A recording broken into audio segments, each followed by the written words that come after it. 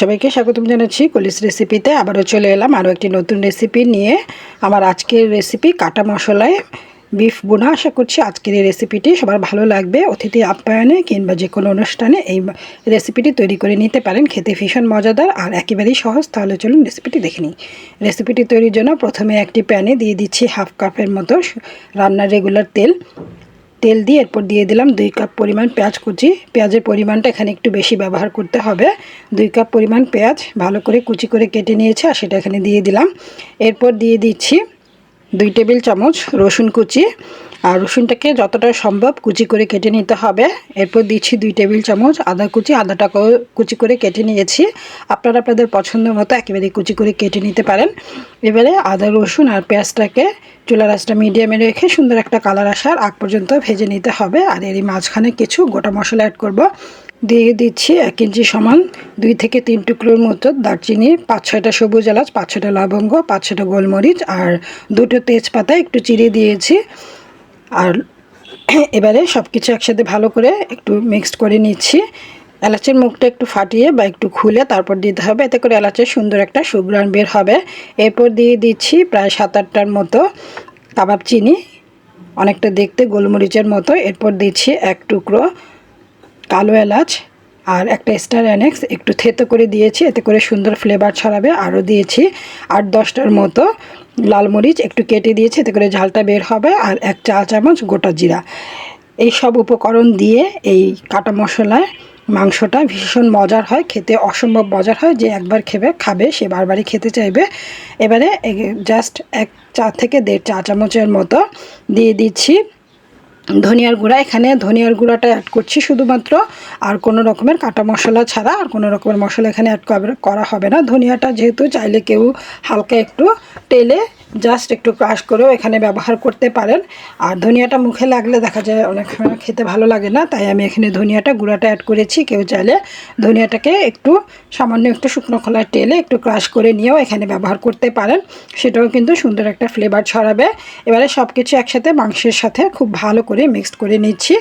আর চমৎকার একটা ফ্লেভার পাচ্ছি। আমি কি বলবো, কাটা মশলার এই মাংস ভুনাটা খেতে অসম্ভব মজার হয়। বাসায় যে কোনো অনুষ্ঠানে বা অতিথি আপ্যায়নে এই কাটা মশলার বিফ ভুনাটা করতে পারেন। কোনো রকম দামি মশলা ছাড়াই ঘরোয়া মশলায় কিন্তু এই কাটা মশলা বিফ ভুনাটা করা হয়। আর খুব বেশি যে উপকরণের প্রয়োজন হয় তাও কিন্তু না, সবসময় আমাদের হাতের কাছে থাকে এমন উপকরণেই এই রান্নাটা করা হয়।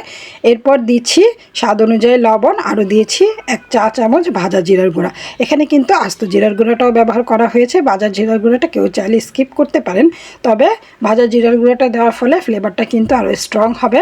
এরপরে দিয়েছি 4 টেবিল চামচ টক দই। আর টক দইটা দেওয়ার আগে খুব ভালো করে একটু চামচ দিয়ে ফেটে তারপর এখানে ব্যবহার করতে হবে, এতে করে টক দইটা ফেটে যাবে না, সুন্দর করে মাংসের সাথে মিক্সড হয়ে যাবে।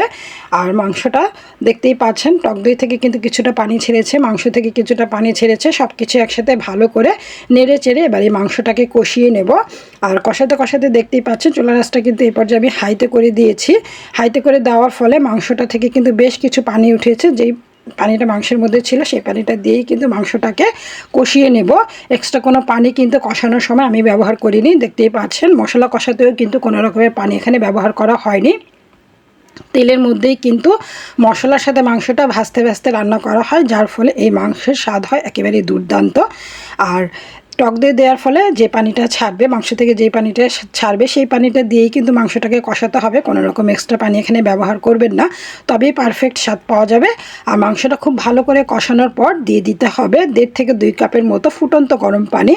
অবশ্যই এখানে ফুটন্ত গরম পানিটাই ব্যবহার করার চেষ্টা করবেন, এতে করে মাংসের স্বাদটা যেমন ভালো হবে তেমনি মাংসটা খুব দ্রুত কিন্তু সেদ্ধ হয়ে যাবে। এবারে ঢেকে দিচ্ছি, আর ঢেকে দিয়ে চুলার আঁচটা মিডিয়াম টু লোয়ের মাঝামাঝি রেখে যতক্ষণ না পর্যন্ত মাংসটা সেদ্ধ হয়ে যায় সেই সময় অনুযায়ী মাংসটাকে রান্না করতে হবে। আমি 40 থেকে 45 মিনিটের মতো মাংসটাকে সেদ্ধ করে নিয়েছি। আর এই সময়ের মধ্যে কিন্তু মাংসটা একদম পারফেক্টলি সেদ্ধ হয়ে গিয়েছে। যেহেতু এটা কোরবানির মাংস, মাংসটা সেদ্ধ হতে কিন্তু খুব বেশি সময় লাগবে না। আর আপনারা আপনাদের রান্নাটা আপনাদের মানে মাংসটা যতক্ষণ না পর্যন্ত সেদ্ধ হয় সেই সময় অনুযায়ী রান্না করে নিলেই হবে। আর দেখতেই পাচ্ছেন কালারটা কতটা চমৎকার হয়েছে, কোনো রকম হলুদ গুঁড়া কিংবা মরিচ গুঁড়া ছাড়াই কিন্তু কালারটা একদম জাস্ট অ্যামেজিং হয়েছে। দেখতেই পাচ্ছেন অনেক চমৎকার একটা কালার হয়েছে। আর মাংসটা সেদ্ধ হওয়ার পর দিয়ে দিচ্ছি হাফ চা চামচ চিনি। কেউ যদি একটু মিষ্টির সাথে খেতে চান সেক্ষেত্রে এখানে 1 চা চামচ পর্যন্ত চিনি ব্যবহার করতে পারেন। চিনি দিয়ে আরও 5-7 মিনিটের মতো ঢেকে রান্না করে নিয়েছি, একেবারে চুলার আঁচটা লোতে রেখে। এরপর দিচ্ছি 4-5টা কাঁচা মরিচ একটু ফালি করে দিয়েছি, এতে করে ঝালটা এবং গ্রানটা বের হবে। আর দিয়েছি হাফ চা চামচ গরম মশলার গুঁড়া দিয়ে জাস্ট 2-3 মিনিটের মতো দমে রাখবো, এতে করে ফ্লেভারটা চারিদিকে ছড়িয়ে পড়বে। আর দেখতেই পাচ্ছেন একেবারে তেল মশলা মাখামাখি এইরকম একটা অবস্থায় চলে আসলে মাংসটাকে নামিয়ে নিতে হবে চুলা থেকে। দেখতে কতটা লোভনীয় লাগছে আর খেতে কতটা মজার হবে দেখে নিশ্চয়ই বুঝতে পারছেন। এবারে পরিবেশনের পালা। আশা করছি আজকের এই কাটা মশলায় মাংস ভুনাটা সবার ভালো লেগেছে। রুটি, পরোটা, নান কিংবা পোলাওর সাথে পরিবেশন করতে পারেন।